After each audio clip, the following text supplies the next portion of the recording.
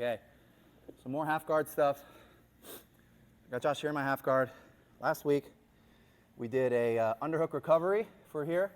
If you remember, him having the underhook on me is bad, okay? If he doesn't have the underhook on me, I'm gonna want the underhook on him. But some guys in his position are, know that, and they're real crafty, and they'll keep their elbow real tight, and I can't get that underhook, okay? But there's still game from here. There's still stuff I could do, all right?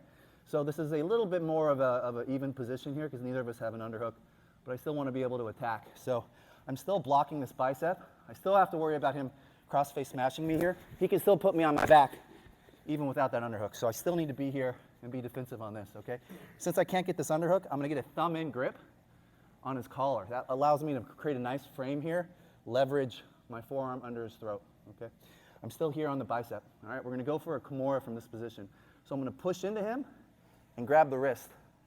That's going to make the instinctive response on his part to push back into me, and I'm going to pull him past.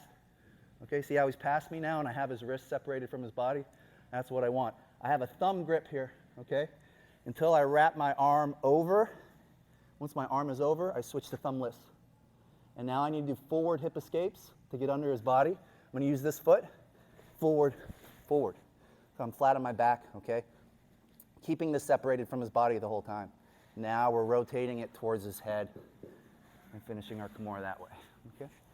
So again, we're here. I'm not letting him cross-face. Neither of us, we're both being savvy. We know jiu-jitsu, we can't get the underhook, so I'm going for this thumb-in collar grip. I'm going to push and establish wrist control. As he pushes back into me, I pull him past, okay? Once I get this arm over, I can switch to thumbless. Before that, I need the thumb to keep him from pulling his arm away, right? If he pulls his arm, my thumb's going to keep control. But if I come to here, now I don't need my thumb. I have this wrapped around his wrist, or his elbow rather, to keep him from pulling the arm away, all right? So now we come thumbless, thumbless, switch to our back, hip escape underneath him, elbows tied to the body like a T-Rex, keeping the hand away from his body, rolling it to his head. I want to try to keep it a little bit 90 to a 45. I don't really want it here. I mean, you can, but most people have more flexibility in their shoulders. If I keep it here, very little movement is needed to establish the Coach, how do you keep your legs locked that whole time? You don't have to. You can open it.